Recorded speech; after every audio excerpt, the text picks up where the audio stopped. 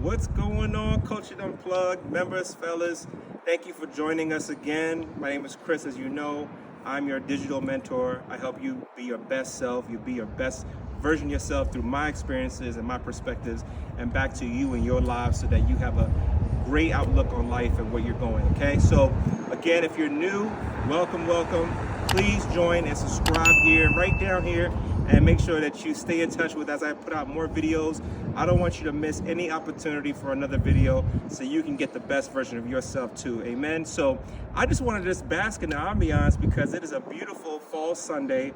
Just left church, just had a new job opportunity, and then also I've just turned 35. So as you can see, I have been through so many different experiences throughout my 20s, even into my early 30s, that I want to be able to capture and share all of my experiences and experiences with you so that you can get the best understanding of where life can take you if you make either the wrong choice or the right choice. The choice is yours, though, ultimately here on Coaching Unplugged.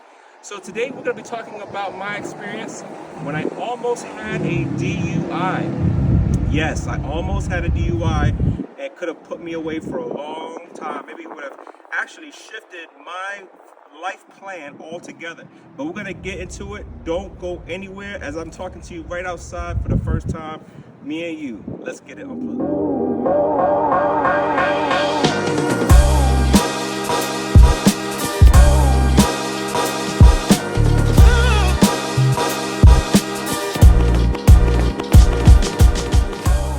So it was a night back in, oh gosh, this must have been right after I graduated college. That's right. 2011, I had just graduated college and I felt as though I'm ready to go ahead and take on the world, and I'm ready to do that in such the wildest way. This is around the time when you had a drink called Four Locos, and Four Locos was like this crazy alcoholic drink back in the day. I felt like it was mixed with like a little bit of Devil's Death and some alcohol. It was like the worst combination you could drink. And I had all of that, plus Mike's Hard Lemonade with cans, all in my car. I'm drinking, and I decided that this night I'm going to go out there and race my friend. And we're going to race, and we're going to go ahead and get on this road drunk, because I don't know what. I just graduated. I'm in celebration mode. And I'm going to tell you what the events that happened right after this decision that was made changed my perspective on life right after that. So let me explain. I almost had a DUI. So I'm driving on this road and I'm racing my friend. And as I'm racing my friend, I'm noticing there's a cop car on the right-hand side. So I immediately, as I'm getting close to the intersection where I do see the cop, I slammed on my brakes and immediately felt the grinding of the brakes, of the gears and all of that on the car. And my car suddenly stopped. You could probably see smoke from the tires in the back. I was driving like a red Nissan Sentra at the time. And so I am cloud nine, drunk as I don't know what, but all I could see is that if I don't stop, this cop is gonna race to come get me, so I might as well just own up to it. So what I immediately do is I went ahead and got out the car and got on my knees and prayed. I said, please, I told the cop, I remember telling him, don't let me go to jail. He got his lights on me. Don't let me go to jail. Forgive me. I'm sorry. And all this kind of stuff. And I remember the time after, a little bit into it, the cop comes out. He says, get back in your car. Get back in your car. So I get back in my car. And this time I'm like, oh, that's it. I'm done. I don't have anything else that I could do. And at this point, I'm going to jail. My fate is locked in. Well, he comes over, he says, what are you doing tonight? And I said, I tried to stop, but my car wasn't working right, so I'm lying, right? I'm lying. And as I'm going more into it, and he can tell, obviously, I've been lying, he says, all right, well, sit tight for a minute. When they tell you to sit tight, it's a wrap. Your butt cheeks kind of clench a little bit because you're like, I don't know what's going to happen. This is just not of me and what I want to be. And something bad is going to happen, right? So as it's going, he comes back with the breathalyzer. Now, the legal limit in Virginia for being intoxicated with alcohol is 0.08. When I blew it, fellas, I was a 0.17, okay? I knew right then I was all jacked up. But get this, I was not far from my house. So maybe like a mile and a half down from my house from where I was. So I'll tell you how God works. This white cop, I set to say white because this never really happens. Young white cop, just asked me, why am I really out there? I said, look, I was racing. I was out being stupid. I just graduated college. Went out for fun, having fun. I'm a young black kid. I'm a young black guy, just finished. And the craziest thing happened. He asked me, where do you live? And I told him, I live like 2 miles down the street, sir. And he told me, park your car and walk home.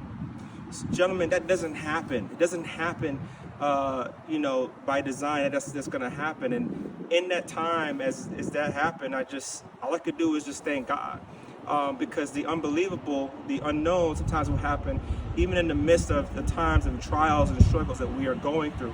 And I wanted to share that message with you because it's so important to really think about what you're doing in life, your decisions that you're making. Sometimes it's not necessarily just the cop or someone of authority telling you or giving you a break per se, but it's the angel or someone speaking through him or through her to change and shift your perspective on what you do in life. Your decisions and what you do and how you live your life is so important to just make sure that you are focused on the bigger picture of where you're going. And all I could do is just wanted to share that testimony with you because that was an experience that literally made all the difference. If I could just go back, I would, and just share that there was so much gratitude I have to give to that police department because my life could have been nothing. I could have been not here with you talking right now. I mean, we all make mistakes, right? We all have to learn from. I definitely have been through so many different trials and different things like yourself probably as well. But always think about the bigger picture. Always think about what your decision is today could have an impact negatively on not only yourself, but the people around you. What you say out of your mouth, this is why when people say this, there's power in your tongue, there's power in what you say and how you say it. And I think one of the things that you can do is to take charge of that, is to just focus on the greater good, greater aspect of those around you and make the best of choices as you can. Even sometimes now, I will tell you as a 35-year-old man, what I have learned is I try to stop and think before I act. Try to think about what exactly is going to happen if I do this, and sometimes you gotta listen to your conscience. Your conscience, I could go back to Disney and let your conscience be your guide. Your conscience is what is supposed to drive you to make the best decision possible. But even if you feel like you were a little unsure, in times where you may say, maybe I am just living too fast, or maybe I shouldn't do something, maybe I should just talk about it to somebody else. Do you feel encouraged to talk to someone about before you make a decision that may either impact your life, whether good or bad?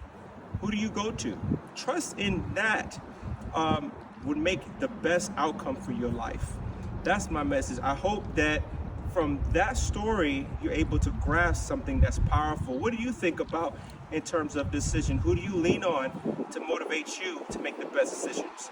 Have you ever been in a situation where life could have been shifted for you and something miraculous happened like mine, where literally you could have been, hurt for the rest of your life, maybe reputation-wise or whatnot? So important to make sure that your reputation is intact, because at the end of the day, that's all we got. Who we are as a person, who we are as a people. When people think of us after we're already gone, we want them to know, we want them to feel, hey, we gave our best and who we are in terms of in our life, right? So I hope that again, that this video was something empowering for you, as it could have been, as it was for me, but as it could have been a crazy outcome in my life. Just sharing that gives me so much joy, because again, we often sometimes we think about certain people, even in uniform, that don't have our best interests at heart, and this outcome doesn't always happen for everybody. But truly believing that where God is having for us, God has the final say. God has the final say for your life. God has the final say when it comes down to your future and what your success looks like. He is in control. So even if something was to happen, it's about what he's going to do next to guide you and get you through that experience. I do believe that even in your worst times, He is always going to be there. He's always going to pick you up and get you together, so you don't have to worry or think about it. I'm not scared or afraid, because I know I have God. I know I have His word. I know He has set His preparation for me as He made me and guided me and get me ready to even deliver my message to you today. He already enabled me to be that person for you. So I want you to do some work. Let me know what you think in the comment section. I do appreciate you. Again, don't forget to like, subscribe, hit that notification. I know you want to. Hey, I just want to say again, just thank you for tuning in. Thank you for watching all my videos. I hope this video gave you something to be inspired by, something to really marinate on and just think about, and just give yourself some grace as you're watching this video to just take it in and leave a comment, leave a thought. And then thank you for tuning in. Thank you for being you. Let's get encouraged and let's get it unplugged.